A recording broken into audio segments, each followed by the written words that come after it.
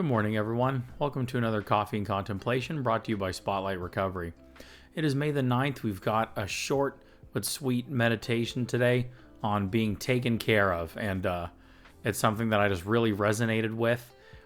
And so I just wanted to pick this one and share it today, so we'll see what we can get out of it. May 9th, I will be taken care of. Given a childhood of parental neglect and then years of neglecting and abusing myself, I wasn't sure how much I really wanted to survive. I felt I had nothing and no one. Without faith or trust, I finally hit bottom, physically, emotionally, and spiritually. And then something wonderful happened. I found the 12-step fellowship. I found people like myself, people who accept, understand, and care about me. I found a higher power in the 12 steps to guide me. I could never have envisioned these changes. They're gifts, and I am deeply grateful. Today, I will carry the message of hope. This inspiration today I will do one thing, daily readings for awareness and hope. Yeah, that's, like I said, that's just a cute little story. It's short, sweet. It's got a hard start to it. But I just really resonate with this a lot. This first paragraph, that was very much my story of who I was. That's, trigger warning for anybody who doesn't know, that's what brought me into recovery was surviving suicide. Like, I originally didn't want to quit using drugs. I wanted to quit living. And that was the point where that was what my bottom looked like. And I medically should not have survived, which is unbelievable. And then went to treatment, was shown 12-step programs, and of course everything else that you get at rehab. And that put me back together. And now I'm sitting here. It's 2024 and I'm 12 years clean and sober. Never looked back. So it's pretty unbelievable. And I'm also not remotely the only person who has had this kind of experience. I have met countless other me's in 12-step groups, which is also really cool. And so I just like that they talk about celebrating that, right? Something wonderful happened. I found the 12-step fellowship. And I'd had, of course, resistance, a ton of resistance to it, like a lot of us do. The God thing really pissed me off, and I thought it was a cult, and I wanted nothing to do with it. But these lines that they talk about are really important. I found people like myself, people who accept, understand, and care about me. And that's other things that stand out for me. It's, people who I don't need to explain myself to or why I do the things the way that I do. They just get it. Or then vice versa, when I'm hearing them share in a meeting about why they do what they do, and I'll sit there and get that light bulb moment and be like, oh shit. Okay, yeah, that is totally why I do that. Like, just give you some more insight, So that's just some really nice perspectives that they mention here. They do say, I found a higher power and the 12 steps to guide me. I was working with a sponsee the other day, and I'd said to him that line. He said, we're back on step one, and just on this identification piece and talking about powerlessness over our addiction and the unmanageability of life, and just about how life in general is unmanageable. That's not an addict thing. That's not because we were using it became unmanageable. Like, no, life is just unmanageable. Like, it's 2024. Look at your grocery bill and gas prices right now. Life is unmanageable, right? Oh, come on. No, how does that gonna... Oh, yeah, there we go. All right, so almost lost that for a sec. And so I'd said to him, before 12-step, I always felt like everyone else on the planet got their how-to manual, like their guide to life, and I just missed my copy. I lost mine. I never got my copy until I found a 12-step program. And then that is now my copy. That's my guide to life. That's how I do these things. It, of course, has expanded so much beyond that now, but for that starting point, no literature, no community or social spaces had ever identified with me as much as those, and it made as much sense and given me such clear direction that was so applicable to my life, to getting it back on track and getting me to where I wanted to be. So there's all of that stuff. Oh, and then with this line too at the end of that second paragraph, I could never have envisioned these changes, which is absolutely true for me, and something very much that stands out, that I resonate with a lot. And I hope that messaging comes through in this podcast and all my videos, because it's just so important to get that messaging out there, just to give you some hope and some faith, and just know that there's another way, and know that there's another space. Okay, that's what that talks about, that italicized line. Today I will carry the message of hope. Also, reminder, if you're just listening to an audio version of this, we've got digital versions in the description, so you can read this yourself and then save it on your phone if you like. But also, I want to talk about back to this "I will be taken care of" line, just because it really hits home with this story for me that I want to share with you. Just because it's something else, like they talk about in this reading, of like I couldn't believe what had happened or expected to, or anything like that.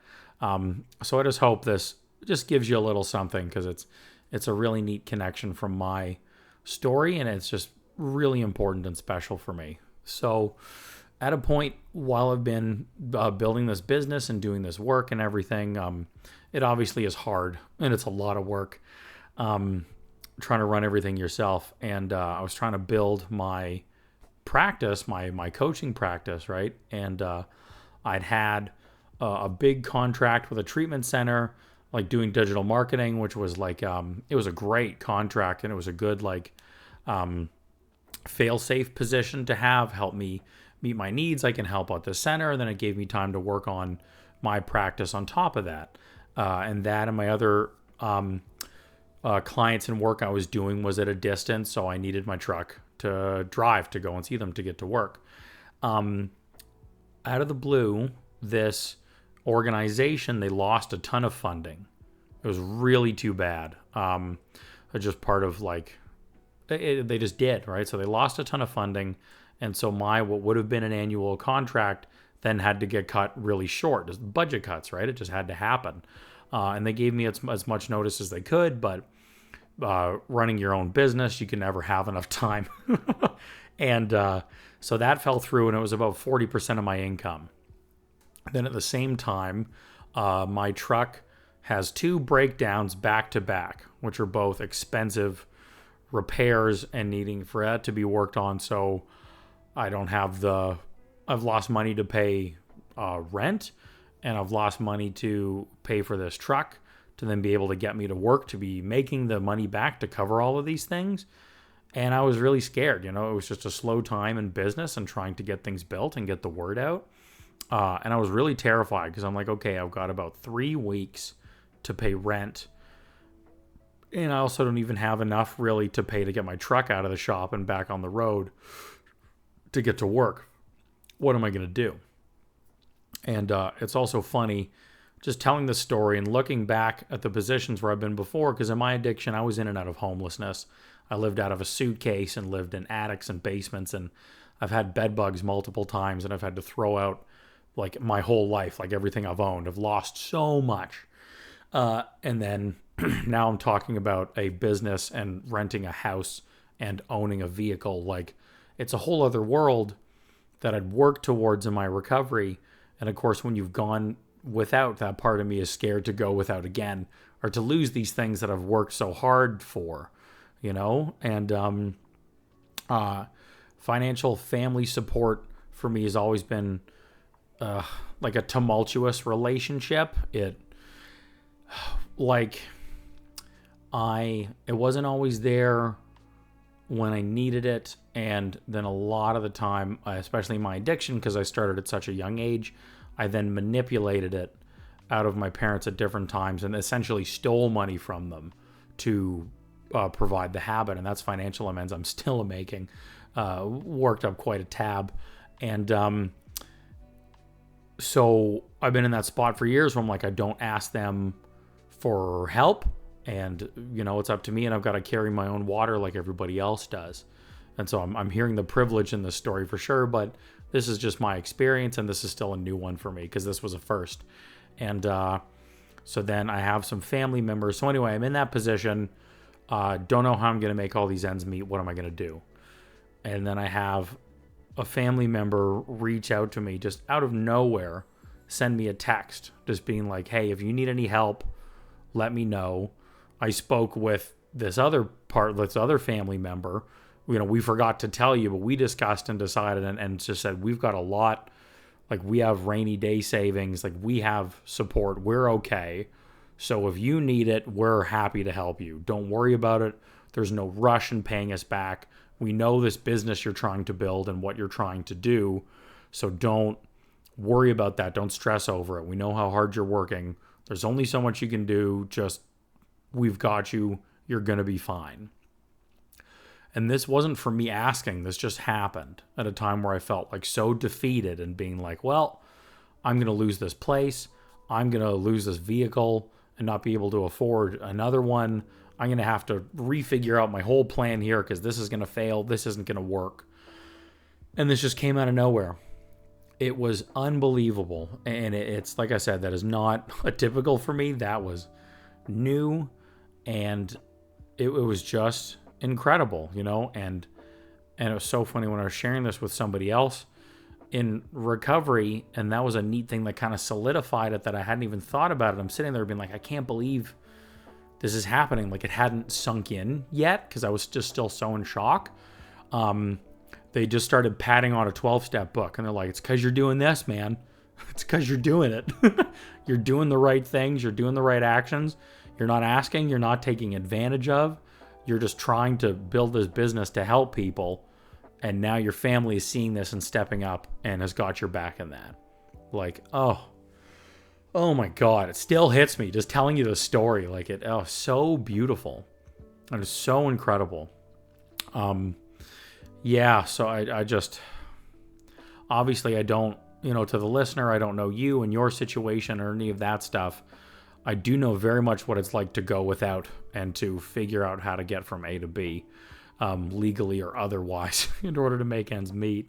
And I don't know what your story is going to look like, but from my story and from countless stories of addicts that I've worked with, because I've been doing this a long time now, this line of I will be taken care of, I know to be true.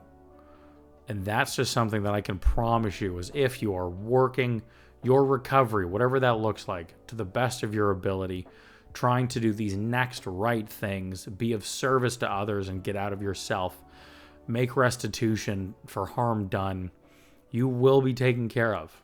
And these things will just happen and come out of ways you least expect or can't imagine.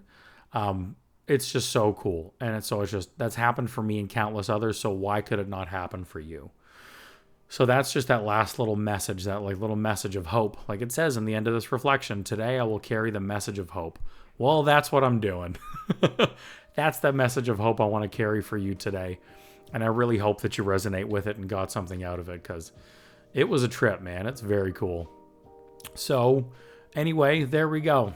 There's today's coffee and contemplation. I really hope you enjoyed that. Thanks for checking it out today. Don't forget to look through the description because we've got a ton of other resources in there for you that can support you in your recovery beyond this reflection, including recovery coaching, other self-help videos, a newsletter. All these things are all in there. And then other ways that you can support Spotlight Recovery as well and get more connected with us and the work we're trying to do. Okay, so check all that out.